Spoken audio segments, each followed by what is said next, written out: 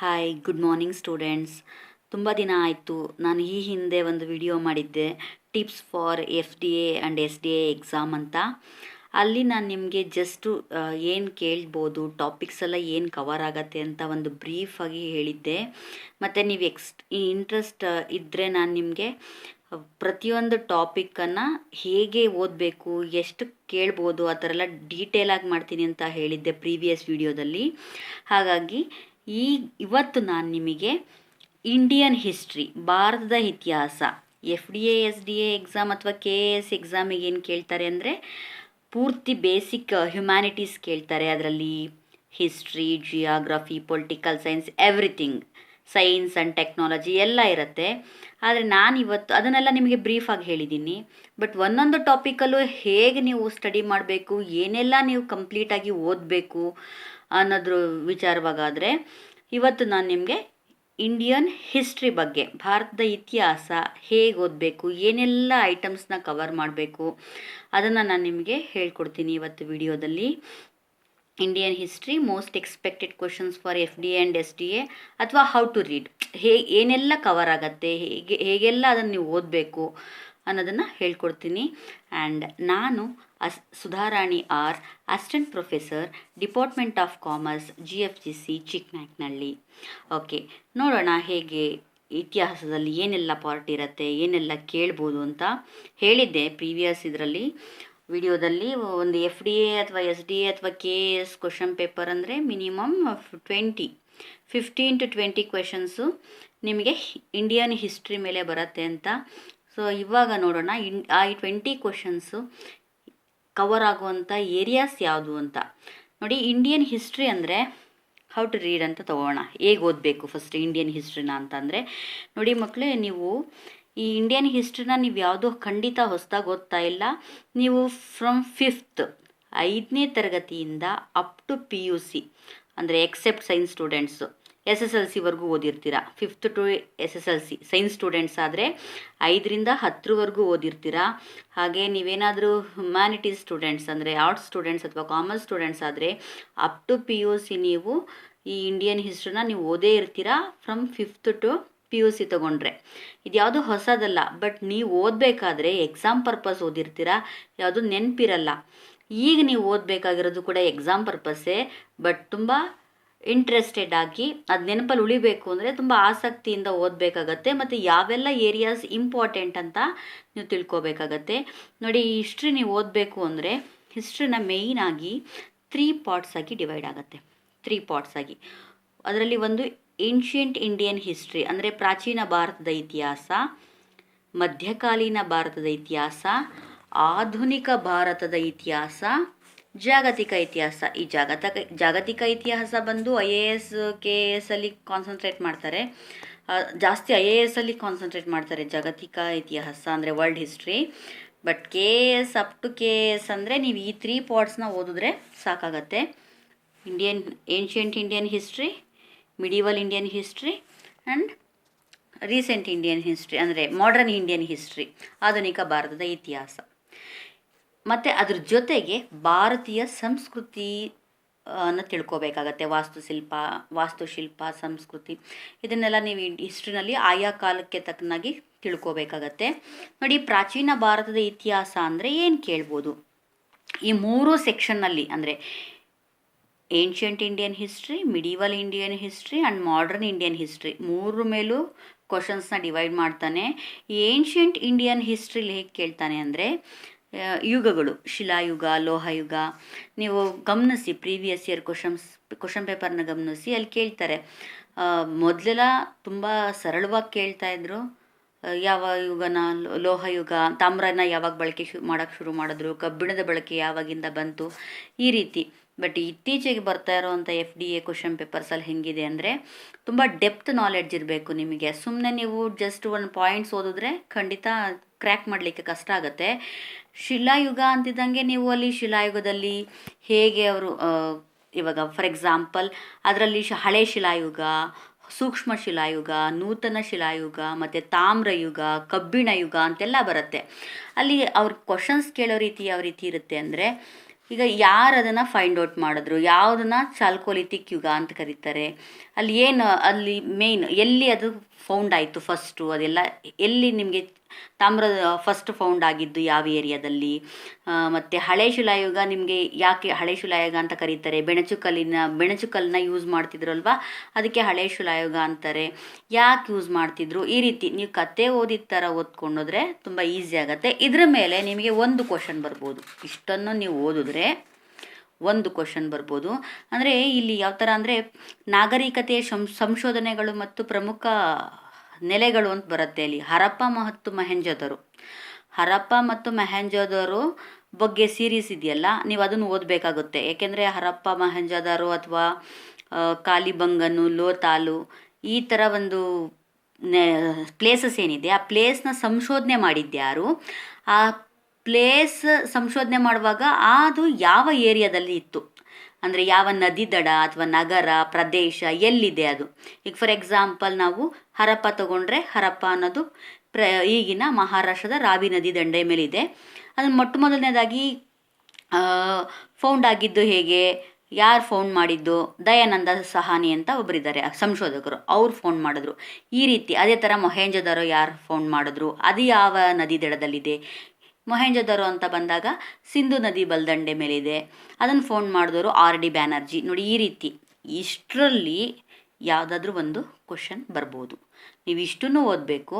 ಇಷ್ಟನ್ನು ಓದಿದಾಗ ನಿಮಗೆ ಒಂದು ಕ್ವಶನ್ ಅಂತೂ ಖಂಡಿತ ಇರುತ್ತೆ. ಯಾವುದರಲ್ಲಿ, ಶಿಲಾಯುಗ, ಲೋಹಯುಗ ಅಥವಾ ವೇದಗಳ ಕಾಲದ ನಾಗರಿಕತೆ ಏನಿದೆಯಲ್ಲ, ಇದನ್ನು ಓದಿದಾಗ.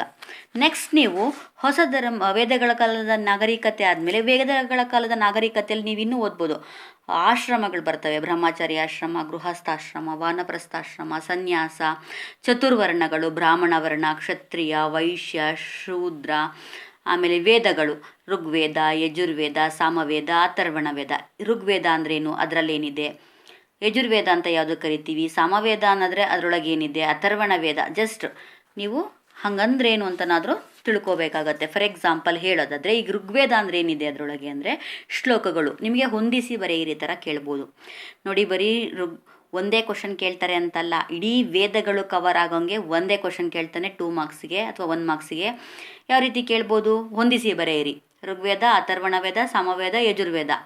ಈ ಕಡೆ ಒಂದು ಸೈಡಲ್ಲಿ ನಿಮಗೆ ಶ್ಲೋಕಗಳು, ಮಂತ್ರಗಳು ಮತ್ತು ಏನು ಬೇರೆ ಏನು ಅದಕ್ಕೆ ವೇದಗಳು, ಈ ಥರ ಅವ್ರು ಕೊಡ್ಬೋದು ನಿಮಗೆ ಮಂತ್ರಗಳು. ಯಾವುದಾದ್ರೂ ಒಟ್ಟು ಹೊಂದಿಸಿ ಬರೀರ್ತಾರೆ. ಒಂದೇ ಕ್ವಶನ್ನಲ್ಲಿ 4 ವೇದಗಳು ಕವರ್ ಆಗೋಂಗೆ ಕ್ವಶನ್ ಕೇಳೋ ಅಂಥದ್ದು ಇತ್ತೀಚೆಗೆ ಬರ್ತಾ ಇರೋದು. ಹಾಗಾಗಿ ನೀವು ಇದನ್ನು ಓದಬೇಕಾಗತ್ತೆ, ವೇದಗಳ ಬಗ್ಗೆ ತಿಳ್ಕೊಬೇಕಾಗತ್ತೆ ಒಂದೊಂದು ಲೈನು. ಈಗ ಫಾರ್ ಎಕ್ಸಾಂಪಲ್ ಋಗ್ವೇದ ಅಂದರೆ ಆವಾಗಲೇ ಹೇಳ್ದಂಗೆ ಶ್ಲೋಕ, ಅದರಲ್ಲಿ ಶ್ಲೋಕಗಳಿರ್ತವೆ. ಯಜುರ್ವೇದ ಅಂದರೆ ಅದರೊಳಗೆ ಈಗ ಫಾರ್ ಎಕ್ಸಾಂಪಲ್ ಪ್ರಾರ್ಥನೆ, ದೇವ್ರನ್ನ ಹೇಗೆ ಯಜ್ಞಯಾಗಾದಿ ಯಾವ ರೀತಿ ಮಾಡೋದು, ಪ್ರಾರ್ಥನೆ ಹೇಗೆ ಮಾಡೋದು ಅನ್ನೋದ್ರ ಬಗ್ಗೆ ಡೀಟೇಲ್ಸ್ ಇರೋದು ಯಜುರ್ವೇದ ಆಗುತ್ತೆ. ಈ ಸಾಮವೇದ ಅಂತಂದರೆ, ಈ ಸಾಮವೇದದಲ್ಲಿ ಒಂದು ಸ್ತೋತ್ರ ಸಂಗೀತ ಶಾಸ್ತ್ರದ ಬಗ್ಗೆ ಒಂದಷ್ಟು ಸ್ತೋತ್ರ ಇದ್ದಾವೆ. ಈ ಅಥರ್ವಣ ವೇದ ಅಂದರೆ ಏನಿರುತ್ತೆ ಅದರೊಳಗೆ ಅಂದರೆ ಈ ಮಂತ್ರ, ಮಾಯ, ಮಾಟ, ವಶೀಕರಣ, ಕೃಷಿ, ಲೌಕಿಕ ವಿಷಯಗಳಿಗೆ ಸಂಬಂಧಪಟ್ಟಿರೋ ವೇದನ ಅಥರ್ವಣ ವೇದ ಅಂತಾರೆ. ನಿಮ್ಗೆ ಹೊಂದಿಸಿ ಬರೆಯರಿ ಕೊಡ್ತಾರೆ. ಒಂದು ಸೈಡಲ್ಲಿ ಋಗ್ವೇದ, ಯಜುರ್ವೇದ, ಸಮವೇದ, ಅಥರ್ವಣ ವೇದ. ಈ ಕಡೆ ಯಂತ್ರ ಮಂತ್ರ, ಆಮೇಲೆ ಶ್ಲೋಕ, ಪ್ರಾರ್ಥನೆ, ಪೂಜೆ, ಈ ರೀತಿ ಸಂಗೀತ, ಈ ರೀತಿ ಕೇಳ್ತಾರೆ. ನೀವು ಹೊಂದಿಸಿ ಬರಿಬೇಕಾಗತ್ತೆ. ಅದಕ್ಕೆ ಜಸ್ಟ್ 2 ಮಾರ್ಕ್ಸ್ ಇರುತ್ತೆ. ಅಷ್ಟು ಅಂದರೆ ಯಾಕೆ ನಿಮಗೆ ಕ್ವಶನ್ ಪೇಪರ್ ಅಷ್ಟು ಟಫಾಗಿ ಕೇಳ್ತಿದ್ದಾರೆ ಅಂತ ಅಂದರೆ, ಕಾಂಪಿಟೇಷನ್ ಹಂಗಿದೆ. ಇವಾಗ 1,000 ಪೋಸ್ಟ್ಗೆ 2 ಲ್ಯಾಕ್ 3 ಲ್ಯಾಕ್ವರೆಗೂ ಅಪ್ಲಿಕೇಶನ್ಸ್ ಬರ್ತಾ ಇದೆ. ಅಷ್ಟು ಜನದಲ್ಲಿ ಬರೀ 1,000 ಜನ ಅಂದರೆ ಒಂದು ಪೋಸ್ಟಿಗೆ ಎಷ್ಟು ಕಾಂಪಿಟೇಷನ್ ಆಯಿತು? 1,000 ಎಲ್ಲಿಗಾಯಿತು? 1 ಲಕ್ಷಕ್ಕೆ 1,000 ಜನ ಅಂತ ಅಂದರೆ ಜಸ್ಟು ಒಂದು ಪೋಸ್ಟ್ಗೆ ಎಷ್ಟು ಪರ್ಸೆಂಟ್ ಆಗುತ್ತೆ? 10%, 10% ಅಥವಾ 1%. ನೀವು ಒಂದು ಪೋಸ್ಟಿಗೆ 1,000 ಜನ ಕಾಂಪಿಟೇಷನ್ ಇದ್ದೀರಾ ನೀವು ಅದರೊಳಗೆ. ಅಂಥ ಕಡೆ ನೀವು ಹೆಂಗೆ ಓದಬೇಕು? ಇದನ್ನೆಲ್ಲ ನೀವು ಚೆನ್ನಾಗಿ ತಿಳ್ಕೊಂಡಿದ್ರಷ್ಟೇ ಎಕ್ಸಾಮ್ನ ಕ್ರ್ಯಾಕ್ ಮಾಡೋಕ್ಕಾಗತ್ತೆ. ಎಲ್ಲರೂ ಪಾಸ್ ಮಾಡಲಿಕ್ಕೆ ಆಗಬಾರ್ದು ಅನ್ನೋ ಉದ್ದೇಶದಿಂದನೇ ತುಂಬ ಟಫಾಗಿ ಕೇಳ್ತಾರೆ. ತುಂಬ ಟಫ್ ಅಂದರೆ ಡೆಪ್ತ್ ನಾಲೆಡ್ಜ್ ಕೇಳ್ತಾರೆ. ನೀವು ಪ್ರಾಪರಾಗಿ ಹೈಸ್ಕೂಲಿಂದ ಕರೆಕ್ಟಾಗಿ ಓದ್ಕೊಂಬಂದಿದ್ರೆ ಅಥವಾ ಅದು ಹಳೇದು ನೆನಪಿದ್ರೆ ಈಸಿ ಕ್ರ್ಯಾಕ್ ಮಾಡ್ಬೋದು. ಇಲ್ಲಾಂದರೆ ಈಗಲೂ ಅಷ್ಟೇ ಎಲ್ಲ ಮರ್ತಿದ್ರೂ ಪರವಾಗಿಲ್ಲ. ಜಸ್ಟ್ 1 ಇಯರ್ ನೀವು ಓದಿದ್ದನ್ನೇ ಪದೇ ಪದೇ ಓದ್ತಾ ಇದ್ದರೆ ನಿಮ್ಮ ಮೆಮೊರಿನಲ್ಲಿ ಕಂಪ್ಲೀಟಾಗಿ ಉಳ್ಕೊಳ್ಳುತ್ತೆ. ಒಂದು ಸಲ ಓದಿದ್ರೆ FDA, SDA, KS, IAS, sub inspector ಯಾವುದೇ ಜಾಬಿಗೂ ಎಕ್ಸೆಪ್ಟ್ ಬ್ಯಾಂಕಿಂಗು ಯಾವುದೇ ಜಾಬಿಗೂ ಯೂಸ್ ಆಗುತ್ತೆ. ನೀವು ಓದಲೇಬೇಕು, no option. There is no substitute for ಇದು ಹಾರ್ಡ್ ಸಕ್ಸಸ್ ಅಂತ ಹೇಳ್ತಾರಲ್ಲ, ಸಕ್ಸಸ್ಗೆ ಹಾರ್ಡ್ ವರ್ಕೇ ಇಂಪಾರ್ಟೆಂಟು. ಅಲ್ಲಿ ಅಡ್ಡದಾರಿಗಳಿಲ್ಲ, ಆಯಿತಾ. ನೆಕ್ಸ್ಟು ಹೊಸ ಧರ್ಮಗಳ ಉದಯ ಅಂತ. ಈ ಹೊಸ ಧರ್ಮ ಅಂದರೆ ನೆನ್ಪು ಮಾಡ್ಕೋಬೇಕು ನೀವು ಏನು ಓದಬೇಕು ಅಂತ. ಜೈನ ಧರ್ಮ, ಬೌದ್ಧ ಧರ್ಮ, ಇದರ ಬಗ್ಗೆ ಸ್ವಲ್ಪ ಕೇಳ್ತಾರೆ. ಒಂದು ಕ್ವಶನ್ ಅಂತೂ ಇರುತ್ತೆ, ಜೈನ ಧರ್ಮ, ಬೌದ್ಧ ಧರ್ಮ. ಅಲ್ಲಿ ನಿಮಗೆ ಅವರು ಸಮ್ಮೇಳನಗಳ ಬಗ್ಗೆ ಕೇಳ್ಬೋದು, ತ್ರಿರತ್ನಗಳ ಬಗ್ಗೆ ಕೇಳ್ಬೋದು, ಇಲ್ಲ ಅವರ ಡಿವಿಯೇಷನ್ಸು, ದಿಗಂಬರ, ಶ್ವೇತಾಂಬರ ಅಂತ ಇದೆಯಲ್ಲ ಅದನ್ನು ಕೇಳ್ಬೋದು. ಬೌದ್ಧ ಧರ್ಮದಲ್ಲಿ ಅವರ ಗ್ರಂಥಗಳು ಅಥವಾ ಅವರು ಹುಟ್ಟಿದ ಜಾಗ, ಅವರ ಎಲ್ಲಿ ಜ್ಞಾನೋದಯ ಆಯಿತು, ನಿರ್ವಾಣ ಎಲ್ಲಿ, ಈ ರೀತಿ. ಅಥವಾ ಬೌದ್ಧ ಧರ್ಮದ 4 ಸಮ್ಮೇಳನಗಳು ನಡೆದವು, ಆ ಸಮ್ಮೇಳನಗಳು ಎಲ್ಲಿ ನಡೆದು, ಅದಕ್ಕೆ ಅಧ್ಯಕ್ಷ ಯಾರಾಗಿದ್ರು. ಒಟ್ಟು 4 ಸಭೆ ನಡೆದಿದೆ. ಈ 4 ಸಭೆ ಒಳಗೆ ಒಂದು ಕ್ವಶನ್ ಅಂತೂ ಬಂದೇ ಬರುತ್ತೆ. ನೀವು ನೋಡ್ಕೊಳ್ಳಿ, ಅಥವಾ ಹಳೆಯ ಯಾವುದಾದ್ರೂ ಇದ್ದರೆ ತೆಗೆದು ನೋಡಿ ಕ್ವಶನ್ ಪೇಪರ್ಸು. ಬೌದ್ಧ ಧರ್ಮದ ಮೇಲೆ ಕ್ವಶನ್ ಕೇಳ್ತಾರೆ. ಕ್ವಶನ್ ಯಾವ ರೀತಿ ಇರುತ್ತೆ ಅಂದರೆ ತುಂಬ ಈಸಿಯಾಗಿ ಮೂಲ ಹೆಸರೇನು, ಜ್ಞಾನೋದಯ ಎಲ್ಲಾಯಿತು, ಈ ಥರ ಕ್ವಶನ್ಸು ಕೇಳೋದು 10 ವರ್ಷದ ಹಿಂದೆಯೇ ಬಿಟ್ಬಿಟ್ರು. ಈ ಕ್ವಶನ್ ಹೆಂಗೆ ಬರ್ತಿದ್ದಾವೆ ಅಂತಂದರೆ 4 ಸಭೆ ನಡೀತು, ಹೊಂದಿಸಿ ಬರೆಯಿರಿ. ಫಸ್ಟ್ ಸಭೆ ಯಾವ ರಾಜ್ಯದಲ್ಲಾಯಿತು, ಸೆಕೆಂಡ್ ಸಭೆ ಯಾವ್ದು ರಾಜ್ಯದಲ್ಲಾಯಿತು, 4 ಸಭೆಗಳನ್ನ ಅವರು ಕೇಳೋ ಚಾನ್ಸಸ್ಸು ಜಾಸ್ತಿ ಇದೆ. ಸುಮ್ಮನೆ ಒಂದು ಬ್ಲೈಂಡ್ ಮೆಥಡಲ್ಲಿ ಓದೋದ್ರಿಂದ ಸಕ್ಸಸ್ ಸಿಗಲ್ಲ, ಡೀಟೇಲಾಗಿ ಓದಬೇಕು. ನೆಕ್ಸ್ಟ್ ಓದಿ, ಒಂದು ಸಲ ನೀವು ಓದಿದ್ರೆ ಒಂದು 2 ಮಂತ್ಸ್ ಓದಿ, ಹಿಸ್ಟ್ರಿ ಪೂರ್ತಿ 2 ಮಂತ್ಸ್ ಓದಿ, ಓದ್ತಾನೇ ಇರಿ. ಅದು ಪೂರ್ತಿ ಮೆಮೊರೈಸ್ ಆಗೋ ತನಕ. ಫಸ್ಟ್ ಅನಿಸುತ್ತೆ ಅದು ಗೊಂದಲ ಆಗ್ಬೋದು. ಇಷ್ಟು ನಿಮಗಿತ್ತು ಅಂದರೆ ಲೈಫಲ್ಲಿ ಒಳ್ಳೆ ಒಂದು ದೊಡ್ಡ ಪೊಸಿಷನ್ ನೀವು ಹೋಗ್ಬೋದು.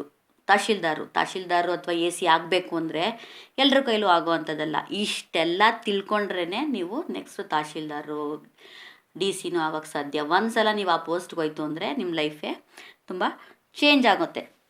ಹಾಗಾಗಿ ಇಷ್ಟೊಂದು ಓದಬೇಕಾ ಅಂತ ಅಂದರೆ ಅದು ಸಿಗುವಂಥದ್ದಲ್ಲ. ತಪಸ್ ಮಾಡಿದ್ರೇ ಸಿಗೋದಲ್ವ ಏನಾದ್ರೂ. ಈ ಓದೋದು ಕೂಡ ತಪಸ್ ಮಾಡೋ ಥರ. ನೀವು ಇದನ್ನು ತಪಸ್ಸು ಅಂತ ತಿಳ್ಕೊಂಡೆ ಇಷ್ಟನ್ನು ಓದಬೇಕಾಗತ್ತೆ. ಇದು ಜಸ್ಟ್ ಬೇಸಿಕ್ ಹೇಳ್ತಾ ಇರೋದು.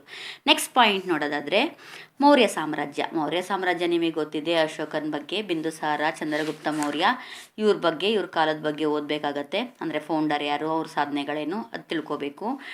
ನೆಕ್ಸ್ಟು ಶಾತವಾಹನರು ಕರ್ನಾಟಕದ ಅರಸರಾಗಿರ್ತಾರೆ. ಅವ್ರದ್ದು ಪ್ರಮುಖ ದೊರೆ ಯಾರು, ಅವ್ರದ್ದು ಲಾಂಛನ ಏನು, ಸಾಧನೆ ಏನು, ಅದ್ರ ಬಗ್ಗೆ ತಿಳ್ಕೋಬೇಕು. ಅದೇ ರೀತಿ ಗುಪ್ತರು, ತಲಕಾಡಿನ ಗಂಗರು, ಇವರೆಲ್ಲರದು ನೀವು ಸ್ಥಾಪಕ, ಪ್ರಸಿದ್ಧ ದೊರೆ, ಅವನ ಸಾಧನೆ, ಆಮೇಲೆ ಅವರ ಚಿಹ್ನೆ, ಈ ನಾಣ್ಯಗಳೇನು, ರಾಜ್ಯ ಲಾಂಛನ ಏನು, ಆಡಳಿತ ಭಾಷೆ ಏನು, ಇವನ್ನ ಇಷ್ಟು ಜನದ್ದು ತಿಳ್ಕೋಬೇಕು. ಬಾದಾಮಿ ಚಾಲುಕ್ಯರು,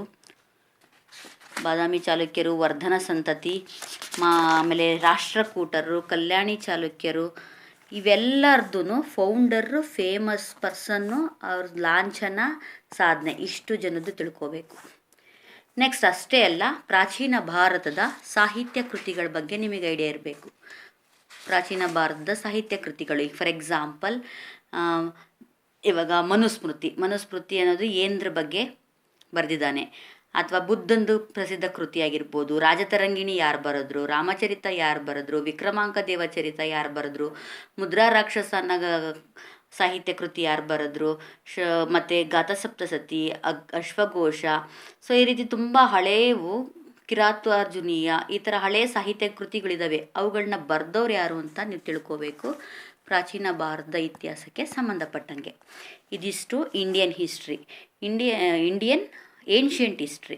ಇದರಲ್ಲಿ ನಿಮಗೆ 4 to 5 ಕ್ವಶನ್ಸ್ ಬರುತ್ತೆ. ನೆಕ್ಸ್ಟ್ ಬಂದಾಗ ಮಿಡಿವಲ್ ಇಂಡಿಯನ್ ಹಿಸ್ಟ್ರಿ ಅಂತ ಅಂದರೆ ಮಧ್ಯಕಾಲೀನ ಭಾರತದ ಇತಿಹಾಸ. ಫಸ್ಟ್ ಬರೋದು, ನೀವು ಆರ್ಡ್ರಲ್ಲಿ ಓದಿ. ಒಂದು ಹಿಸ್ಟ್ರಿನ ಹೆಂಗೆ ಓದಬೇಕು ನೀವು ಅಂದರೆ, ಈಗ ಸ್ಟಾರ್ಟ್ ಆಗೋದಿಲ್ಲಿ ಹಳೆಯ ಇತಿಹಾಸದಿಂದ. ಅದು ಒಂಥರ ಸ್ಟೋರಿ, ಒಂದು ಕಾದಂಬರಿ ಓದ್ದಂಗೆ ಓದ್ಕೋಬೇಕು.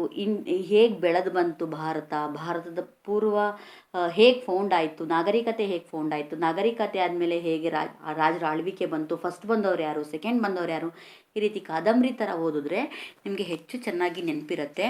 ಈಗ ಫಾರ್ ಎಕ್ಸಾಂಪಲ್ ದೆಹಲಿ ಸುಲ್ತಾನರು, ಮಧ್ಯಕಾಲೀನ ಭಾರತದ ಇತಿಹಾಸ ಸ್ಟಾರ್ಟ್ ಆಗೋದೇ ಡೆಲ್ಲಿ ಸುಲ್ತಾನ್ಸಿಂದ ಸ್ಟಾರ್ಟ್ ಆಗುತ್ತೆ. ನೋಡಿ, ಈ ಡೆಲ್ಲಿ ಸುಲ್ತಾನ್ಸು 5 ಇದೆ, ಅವ್ರದ್ದು 5 ಸಂತತಿ ಇದೆ.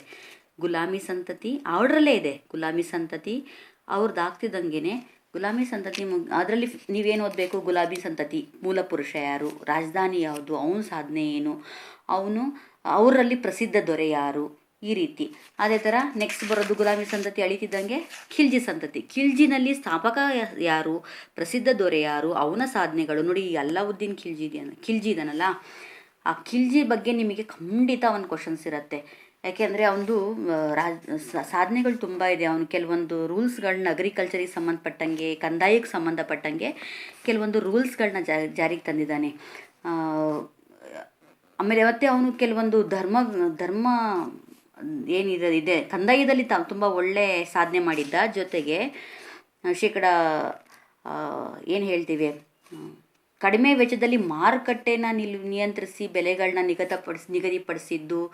ಆಮೇಲೆ ದಾಗ್ ಮತ್ತು ಚಹ್ರಾ ಪದ್ಧತಿ ಅನ್ನೋದನ್ನು ಜಾರಿಗೆ ತೊಗೊಂಬಂದ. ಹಂಗಾಗಿ ಇವನು ತುಂಬ ಇಂಪಾರ್ಟೆಂಟು. ಇವನ ಬಗ್ಗೆ ಒಂದು ಕ್ವಶನ್ ಬರೋ ಚಾನ್ಸಸ್ಸು ಜಾಸ್ತಿನೇ ಇದೆ.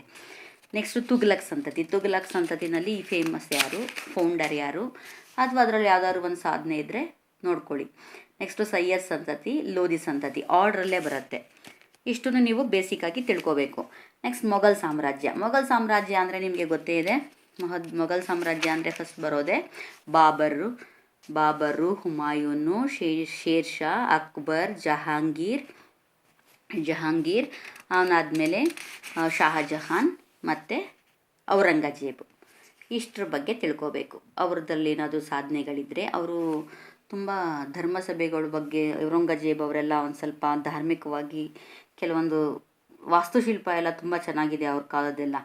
ಹಾಗಾಗಿ ನೀವು ಬಾಬರ್, ಹುಮಾಯೂನ್, ಶೇರ್ ಶಾ, ಅಕ್ಬರ್, ಜಹಾಂಗೀರ್, ಶಹಜಹಾನ್, ಔರಂಗಜೇಬ್ ಇಷ್ಟು ಜನದ್ರಲ್ಲಿ ಮೇಯ್ನಾಗಿ ಇಲ್ಲಿ ಕೇಳೋದು ವಾಸ್ತುಶಿಲ್ಪ, ಕಲೆ ಮತ್ತು ವಾಸ್ತುಶಿಲ್ಪ ಇವ್ರ ಪೀರಿಯಡ್ಸ್ದು ಜಾಸ್ತಿ ನೋಡ್ಕೊಳ್ಳಿ. ಅವರ ಆಡಳಿತ ಮತ್ತು ವಾಸ್ತುಶಿಲ್ಪನ ನೋಡ್ಕೊಳ್ಳಿ. ಅವ್ರ ವೈಯಕ್ತಿಕ ಸಾಧನೆಗಿಂತ ಈ ಮೊಘಲ್ ಸಾಮ್ರಾಜ್ಯದ ಕಾಲದಲ್ಲಿ ಕಲೆ ಮತ್ತು ವಾಸ್ತುಶಿಲ್ಪ, ಅವರ ಆಡಳಿತದ ಸೂತ್ರಗಳು ಜಾಸ್ತಿ ಕೇಳ್ತಾರೆ.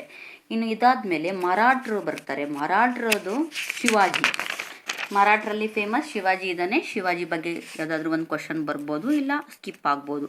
ಅದು ಬಿಟ್ಟರೆ ವಿಜಯನಗರ ಸಾಮ್ರಾಜ್ಯ ನೋಡಿ. ವಿಜಯನಗರ ಸಾಮ್ರಾಜ್ಯದಲ್ಲಿ ನಿಮಗೆಲ್ಲ ಚೆನ್ನಾಗಿ ಗೊತ್ತಿದೆ, 3 ಸಂತತಿಗಳಿದೆ. ಅದು ಸಂತತಿಗಳು ಸಾಳ್ವ, ತುಳುವ ಆ ಥರ ಸಂತತಿಗಳಿದ್ದಾವೆ. ಅದರಲ್ಲಿ ಮೇಯ್ನು ವಿಜಯನಗರದಲ್ಲಿ ಮೇಯ್ನು ಕೃಷ್ಣದೇವರಾಯ. ಇಲ್ಲೇ ಯಾವ ರೀತಿ ಕ್ವಶನ್ ಕೇಳ್ತಾರೆ ಅಂದರೆ, ಅವರ ಕಾಲದಲ್ಲಿ, ವಿಜಯನಗರ ಅರಸರ ಕಾಲದಲ್ಲಿ ಈ ಕೆಲವೊಂದು ಔಟ್ಸೈಡರ್ಸು ಅಂದರೆ ವಿದೇಶಿ ಪ್ರವಾಸಿಗರು ಭೇಟಿ ಕೊಟ್ಟಿದ್ದರು. ದೇಶ ಹೇಗಿದೆ ಅಂತ ತಿಳ್ಕೊಳ್ಳಿಕ್ಕೆ. ಹಂಗಾಗಿ ನೀವು ಅಲ್ಲೇನು ಓದಬೇಕು ಅಂದರೆ, ಯಾವ ರಾಜನ ಕಾಲದಲ್ಲಿ ಯಾರು ಪ್ರವಾಸಿಗ ಭೇಟಿ ಕೊಟ್ಟ. ಈಗ ಫಾರ್ ಎಕ್ಸಾಂಪಲ್ 1ನೇ ದೇವರಾಯನ ಕಾಲದಲ್ಲಿ ನಿಕೋಲೋ ಕೌಂಟಿನನ್ನು ಭೇಟಿ ನೀಡಿದ್ದ. 2ನೇ ದೇವರಾಯನ ಕಾಲದಲ್ಲಿ ಅವನಿಗೇನು ಫೇಮಸ್ ನೇಮ್ ಇತ್ತು.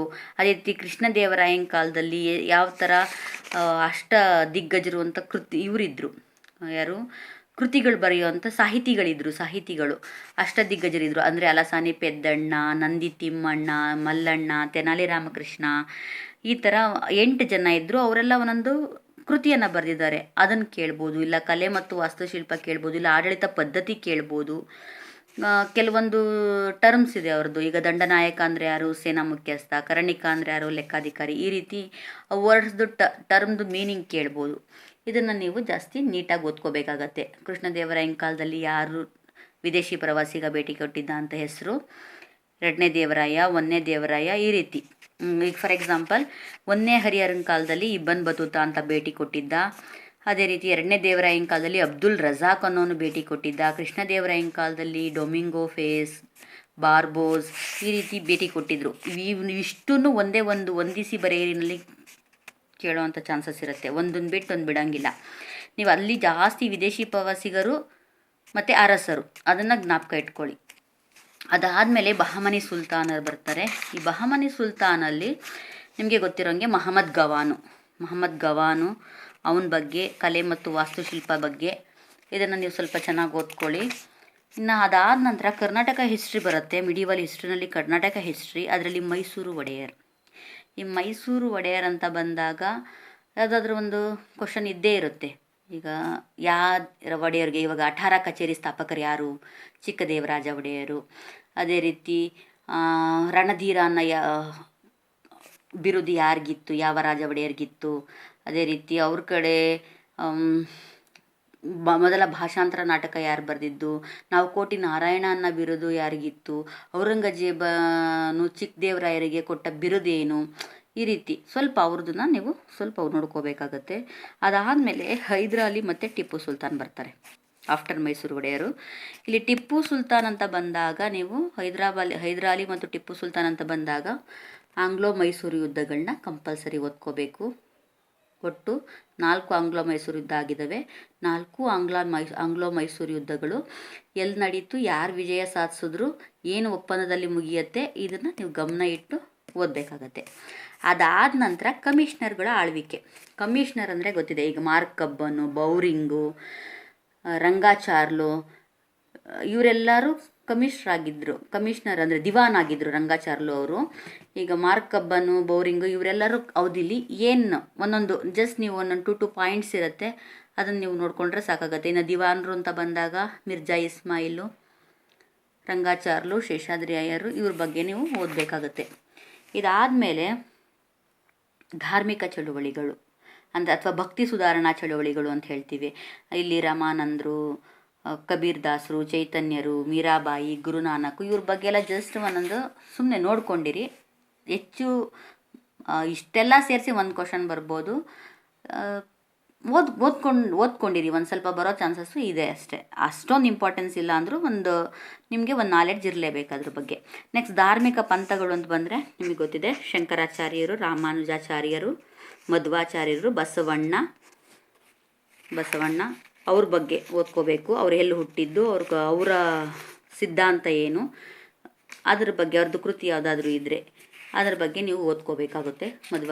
ಶಂಕರಾಚಾರ್ಯರು, ರಾಮಾಚಾರ್ಯರು, ಮಧ್ವಾಚಾರ್ಯರು, ಬಸವೇಶ್ವರ ಅವರು ಇಷ್ಟು ಜನದ್ದು ಸೇರಿಸಿ ಒಂದೇ ಕ್ವಶನ್ ನಿಮಗೆ ಡೈರೆಕ್ಟಾಗಿ ಹೊಂದಿಸಿ ಬರೆಯಲಿ ಕೇಳ್ಬೋದು. ಪುರಂದರದಾಸರು ಅವರ ಸಿದ್ಧಾಂತಗಳು ಹೊಂದಿಸಿ ಬರೆಯಲಿ. ಇವಾಗ ಶಂಕರಾಚಾರ್ಯರದು ಅದ್ವೈತ, ಮಧ್ವಾಚಾರ್ಯರದು ದ್ವೈತ, ರಾಮಾನುಜಾಚಾರ್ಯರದ್ದು ವಿಶಿಷ್ಟಾದ್ವೈತ, ಬಸವಣ್ಣವರು ಕಾಯಕವೇ ಕೈಲಾಸ ಅಂತ ಹೇಳಿದ್ರು. ಈ ರೀತಿ ಹೊಂದಿಸಿ ಬರೆಯಲಿ ಕೊಡೋ ಚಾನ್ಸಸ್ ಇರುತ್ತೆ. ಇನ್ನು ದಾಸರು ಅಂತ ಬಂದಾಗ ಕನಕದಾಸರು, ಪುರಂದರದಾಸರ ಬಗ್ಗೆ ಸ್ವಲ್ಪ ಅಂದರೆ ಇವಾಗ ಯಾರಿಗೆ ಸಂಗೀತ ಪಿತಾಮಹ ಅಂತ ಬಿರುದಿತ್ತು ಪುರಂದರದಾಸರಿಗೆ, ಆ ರೀತಿ ನಿಮಗೆ ಒಂದು ಕ್ವಶನ್ಸು ಬರೋ ಚಾನ್ಸಸ್ಸು ಇರುತ್ತೆ. ಅದಾದಮೇಲೆ ಪ್ರಮುಖ ಐತಿಹಾಸಿಕ ಸ್ಥಳಗಳ ಬಗ್ಗೆ ನೀವು ತಿಳ್ಕೋಬೇಕು. ಇಂಡಿಯಾದು ಹರಪ್ಪ ಬಗ್ಗೆ, ಮಹೇಂಜೋದಾರೋ ಬಗ್ಗೆ, ಲೋಥಾಲು, ಕಾಶಿ, ಬುದ್ಧಗಯ, ಆಮೇಲೆ ರಾಜಗೃಹ, ಶ್ರವಣಬೆಳಗೊಳ ಬಗ್ಗೆ, ತಕ್ಷಶಿಲೆ ಬಗ್ಗೆ, ಥಾನೇಶ್ವರ, ಈ ರೀತಿ ಒಂದು ಲಿಸ್ಟೇ ಬರುತ್ತೆ. ಮಸ್ಕಿ, ಬನವಾಸಿ, ತಲಕಾಡು, ಎಲಿಫೆಂಟು, ಬಾದಾಮಿ, ಗೋವಾ, ಹಳೆಬೀಡು ಎಲ್ಲದ್ರ ಬಗ್ಗೆ ಸುಮ್ಮನೆ ಒಂದು ಗ್ಲ್ಯಾನ್ಸನ್ನು ಮಾಡ್ಕೋಬೇಕು ನೀವು, ಪ್ರಮುಖ ಐತಿಹಾಸಿಕ ಸ್ಥಳಗಳು, ಸಾಹಿತ್ಯ ಕೃತಿಗಳ ಬಗ್ಗೆ. ಅದಾದಮೇಲೆ ಆಧುನಿಕ ಭಾರತದ ಇತಿಹಾಸ. ಆಧುನಿಕ ಭಾರತದ ಇತಿಹಾಸ, ಮಾಡರ್ನ್ ಇಂಡಿಯನ್ ಹಿಸ್ಟ್ರಿ. ಇಲ್ಲಿ ನಿಮಗೆ ಗವರ್ನರ್ಸ್ ಬರ್ತಾರೆ. ಗವರ್ನರ್ಸ್ ಅಂದರೆ ನೆನಪಿರಲಿ, Warren Hastings, Lord Cornwallis, Lord Wellesley, Lord William Bentinck ನೆನಪಿರಲಿ. ಇವ್ರ ಮೇಲೆ ಖಂಡಿತ 2-3 ಕ್ವಶನ್ಸ್ ಬರುತ್ತೆ. ಇವಾಗ ಫಾರ್ ಎಕ್ಸಾಂಪಲ್ ಲಾರ್ಡ್ ಕಾರ್ನ್ವಾಲಿಸ್ನ ಭಾರತದ ಸಾರ್ವಜನಿಕ ಸೇವೆಯ ಪಿತಾಮಹ ಅಂತ ಕರೀತಾರೆ. ಅದು ಮತ್ತು ಖಾಯಂ ಜಮೀನ್ದಾರಿ ಪದ್ಧತಿ ಜಾರಿಗೆ ತಂದಿದ್ದಾನೆ. ಇದರಲ್ಲಿ ಯಾವ್ದಾದ್ರು ಒಂದು ಕ್ವಶನ್ ಕೇಳ್ಬೋದು. ಖಾಯಂ ಜಮೀನ್ದಾರಿ ಪದ್ಧತಿ ಜಾರಿಗೆ ತಂದ ಬ್ರಿಟಿಷ್ ಗವರ್ನರ್ ಜನರಲ್ ಯಾರು? Lord Cornwallis. ಅಥವಾ ಸಾರ್ವಜನಿಕ ಸೇವೆಯ ಪಿತಾಮಹ ಅಂತ ಯಾರನ್ನು ಕರಿತೀವಿ? ಈ ರೀತಿ. ಅದೇ ರೀತಿ ಲಾರ್ಡ್ ವೆಲ್ಲೆಸ್ಲಿ ಸಾಧನೆ ಏನು? ಅವನು ಸಹಾಯಕ ಸೈನ್ಯ ಪದ್ಧತಿ ಜಾರಿಗೆ ತಂದ. 4ನೇ ಮೈಸೂರು ಯುದ್ಧ ಅವನು ಇದ್ರಲ್ಲಾಯಿತು. ಅದಾದಮೇಲೆ ಲಾರ್ಡ್ ಹೇಸ್ಟಿಂಗ್ಸ್ದು ಸಾಧನೆ ಏನು? ಲಾರ್ಡ್ ವಿಲಿಯಂ ಬೆಂಟಿಂಕ್ ಕಾಲದಲ್ಲಿ ಸತಿ ಪದ್ಧತಿ ನಿಷೇಧ ಆಯಿತು. ಅವ್ರದ್ದು ಓದ್ಕೋಬೇಕು. ಅಂದರೆ ಸುಮ್ಮನೆ ಜಸ್ಟ್ ನೋಡ್ಕೋಬೇಕಾಗತ್ತೆ. ಹೊಂದಿಸಿ ಬರೆಯರಿನಲ್ಲಿ 4 ಜನದ್ದು ಒಟ್ಟಿಗೆ ಮ್ಯಾಚ್ ಮಾಡಿ ಅಂತ ಕೇಳಿಬಿಡ್ತಾರೆ ಸಾಧನೆನ. ಲಾರ್ಡ್ ಡಹಲಹೌಸಿ ಬಗ್ಗೆ ಕೇಳೋ ಚಾನ್ಸಸ್ ಇದೆ. ಲಾರ್ಡ್ ಡೌಲಸಿ ಯಾರು? ದತ್ತು ಮಕ್ಕಳಿಗೆ ಹಕ್ಕಿಲ್ಲ ಅಂತ ಸಿದ್ಧಾಂತ ಜಾರಿಗೆ ತಂದವನು. ಕ್ವಶನ್ ಹೆಂಗೆ ಬರ್ತವೆ? ಒಂದು ಕಡೆ lord Cornwallis, lord Wellesley, lord Dalhousie, lord Hardinge ಅಥವಾ ಲಾರ್ಡ್ ಈ ಥರ ಹೇಸ್ಟಿಂಗ್ ಅಂತ ಒಂದು ಕ್ವಶನ್ ಕೊಡ್ತಾರೆ ಹೊಂದಿಸಿ ಬರೆಯರಿಗೆ. ಈ ಕಡೆ ಸತಿ ಪದ್ಧತಿ ನಿರ್ಮೂಲನೆ ಮಾಡಿದ್ದು, ದತ್ತು ಮಕ್ಕಳಿಗೆ ಹಕ್ಕಿಲ್ಲ ನಿರ್ಮೂಲನೆ ಮಾಡಿದ್ದು, ಕಂದಾಯ ಪದ್ಧತಿ ಅಂದರೆ ಸಾರ್ವಜನಿಕ ಸೇವೆ ಪಿತಾಮಹ ಅಂತ ತಂದಿದ್ದು, ಅಥವಾ ಖಾಯಂ ಜಮೀನ್ದಾರಿ ಪದ್ಧತಿ ತಂದಿದ್ದು. ಈ ರೀತಿ ನೀವು ಅವರಿಗೆ ತಕ್ಕನಾದ ಮ್ಯಾಚ್ ಮಾಡೋ ಚಾನ್ಸಸ್ಸು ಜಾಸ್ತಿ ಇರುತ್ತೆ. ಇದು ತುಂಬ ಇಂಪಾರ್ಟೆಂಟು. ನೀವು ಇವ್ರ ಬಗ್ಗೆ ಓದ್ಕೊಳ್ಳೇಬೇಕು, ಡೀಟೇಲಾಗಿ ಓದಬೇಕು. ನೀವು ಹಿಸ್ಟ್ರಿ ಬುಕ್ಸು ಅಥವಾ ಬುಕ್ಸ್ನ ಪರ್ಚೇಸ್ ಮಾಡಿ, ಇಂಡಿಯನ್ ಹಿಸ್ಟ್ರಿ ಅಂತ ಸಿಗ್ತವೆ. ಅಥವಾ ನೀವು ಜಸ್ಟ್ ಡೈರೆಕ್ಟ್ PU ಬುಕ್ ಓದಿ, ಅದರಲ್ಲಿ ಕಂಪ್ಲೀಟ್ ಡೀಟೇಲ್ಸ್ ಇದೆ. First PUC, second PUC history books ಓದಿದ್ರೆ ನೀವು ಎಲ್ಲದೂ ಸಿಗತ್ತೆ. ಅಲ್ಲೂ ಸಿಗಲಿಲ್ವಾ, ನೀವು 5th to 10th ಬುಕ್ ಓದಿ, ಅದರಲ್ಲಿ ಇಲ್ಲದೇ ಇರೋದು ಯಾವುದೂ ಇಲ್ಲ. ನೀವು ಮಾರ್ಕೆಟಲ್ಲಿರೋ ರೆಡಿಮೇಡ್ ಬುಕ್ ತೊಗೊಂಡ್ರೆ ಏನಾಗುತ್ತೆ ಅಂದರೆ ಅವನು ವಿಷಯಗಳನ್ನ ಸ್ಕಿಪ್ ಮಾಡೋ ಚಾನ್ಸಸ್ ಇದೆ. ಆದರೆ ನೀವು ಕುತ್ಕೊಂಡು 5th to PUC ಬುಕ್ಸ್ ಓದಿದಾಗ ಎಲ್ಲೂ ಸ್ಕಿಪ್ ಆಗಲ್ಲ, ನೀಟಾಗಿ ಓದ್ಕೊಂಬರ್ತೀರಾ.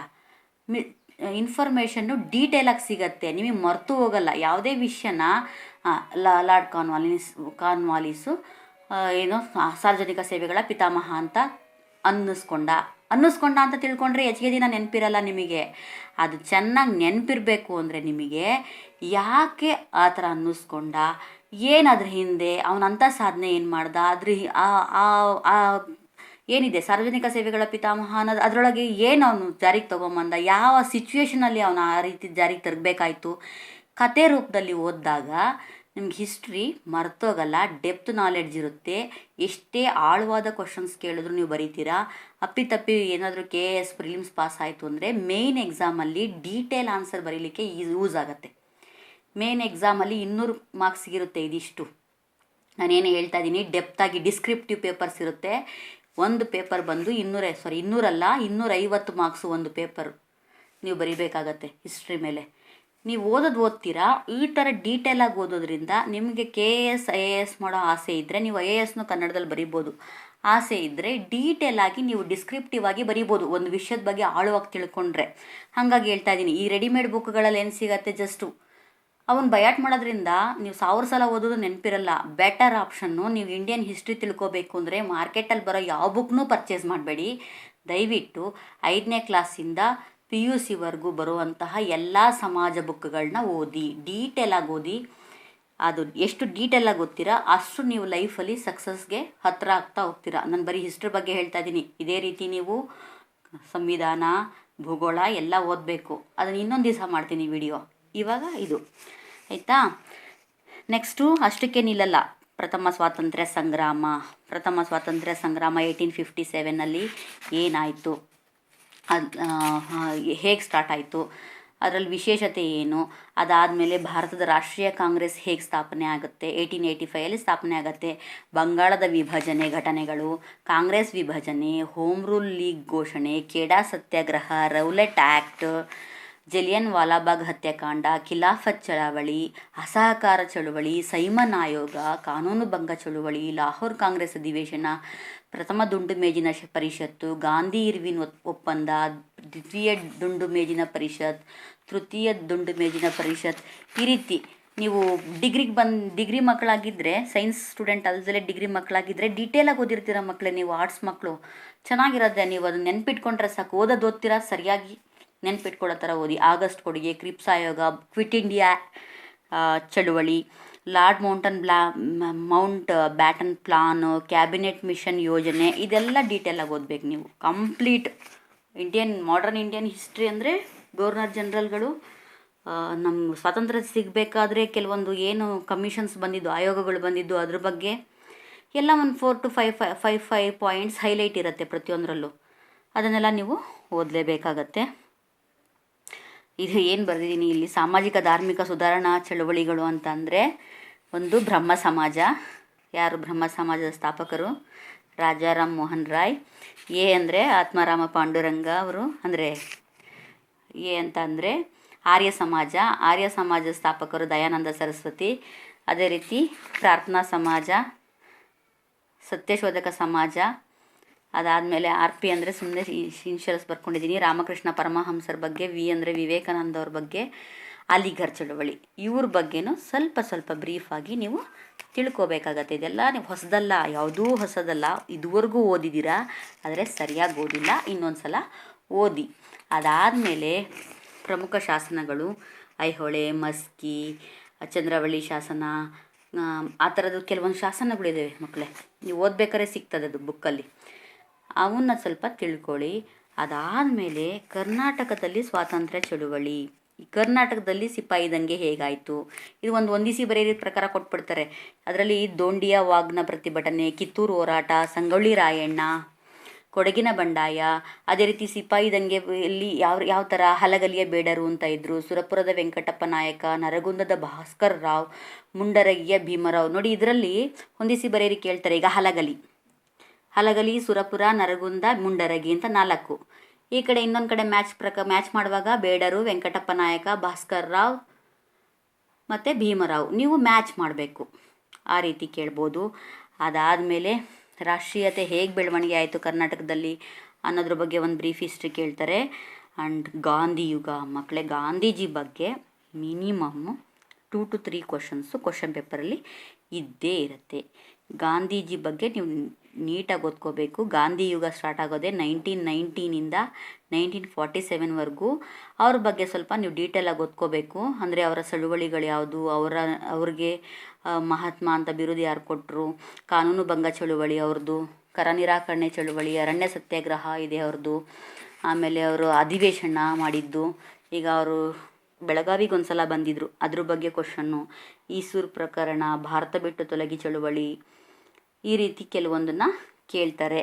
ನೀವು ಸ್ವಲ್ಪ ಹೇಳ್ತೀನಲ್ಲ, ಇದು ಜಸ್ಟ್ ಹಿಂಟ್ಸ್, ಏನು ಓದಬೇಕು ಅಂತ ನಾನು ಹೇಳ್ತಾ ಇರೋದಷ್ಟೇ. ಇದಲ್ಲದೆ ಕೂಡ 5th to PUCವರೆಗೂ ಇತಿಹಾಸದ ಬುಕ್ಕು, ಅಂದರೆ ಸಮಾಜ, 5th to 10th ನೀವು ಸಮಾಜ ವಿಜ್ಞಾನ ಅಂತ ಓದ್ತೀರಾ, PUCನಲ್ಲಿ ಹಿಸ್ಟ್ರಿ ಅಂತಲೇ ಓದ್ತೀರಾ. ವರ್ಲ್ಡ್ ಹಿಸ್ಟ್ರಿ ಏನು ಬೇಕಾಗಲ್ಲ, ಇಷ್ಟು ಡೆಪ್ತಾಗಿ ಬೇಕಾಗಲ್ಲ. ನಮ್ಮ KS ಎಲ್ಲ ಪಾಸ್ ಮಾಡಲಿಕ್ಕೆ ಇಂಡಿಯನ್ ಹಿಸ್ಟ್ರಿ ಸಾಕಾಗತ್ತೆ. ಬುಕ್ಕನ್ನ ಓದಿ, ಇಂಡಿಯನ್ ಹಿಸ್ಟ್ರಿ ಬುಕ್ಕು ಓದಿ. ಇದುವರೆಗೂ ನಾನು ಏನು ಹೇಳಿದೆ, ಇದಕ್ಕಿಂತ ಹೆಚ್ಚಿನದಾಗೆ ನಾನು ಏನಾದರೂ ಐಟಮ್ಸ್ ಬಿಟ್ಟಿದ್ರೆ ಅದೆಲ್ಲ ಕವರ್ ಆಗುತ್ತೆ. ಇಷ್ಟು ಕೂಡ ಇಂಡಿಯನ್ ಹಿಸ್ಟ್ರಿ ಬಗ್ಗೆ ನೀವು ತಿಳ್ಕೊಬೇಕಾಗಿರೋದು. ಈ ಜಸ್ಟ್ ಹಿಂಟ್ಸ್ ಅಷ್ಟೇ ಕೊಡ್ತಿರೋದು. ಡೆಪ್ತಾಗಿ ಮಾಡಿದ್ರೆ ಮಿನಿಮಮ್ 2 months ಪಾಠ ಮಾಡಬೇಕಾಗತ್ತೆ. ಇಷ್ಟಷ್ಟೇ ನೀವು ಓದಬೇಕು.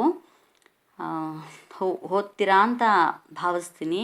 ಯಾವುದಾದ್ರೂ ಒಂದು ನಾವು ಪಡ್ಕೋಬೇಕು ಅಂದರೆ ನಮ್ಮ ಶ್ರಮ ಅಷ್ಟಿರಬೇಕಾಗತ್ತೆ.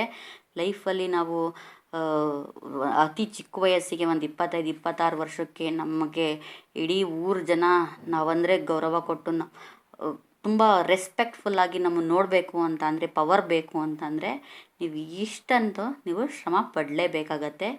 ಜಸ್ಟ್ ಹಿಸ್ಟ್ರಿ ಬಗ್ಗೆ ಹೇಳಿದ್ದೀನಿ. ನೆಕ್ಸ್ಟು ಇನ್ನೊಂದು ವಿಡಿಯೋ ಮಾಡಿದಾಗ ಇನ್ನೊಂದು ಟಾಪಿಕ್ಕು ಬಗ್ಗೆ ಡೀಟೇಲಾಗಿ ಇನ್ಫಾರ್ಮೇಷನ್ ಕೊಡ್ತೀನಿ. ಮಕ್ಕಳೇ, ಈ ವಿಡಿಯೋ ನಿಮ್ಗೆ ಇಷ್ಟ ಆಯಿತು ಅಂತಂದರೆ ದಯವಿಟ್ಟು ನನ್ನ ಚಾನಲ್ನ ಸಬ್ಸ್ಕ್ರೈಬ್ ಮಾಡಿ. Thank you.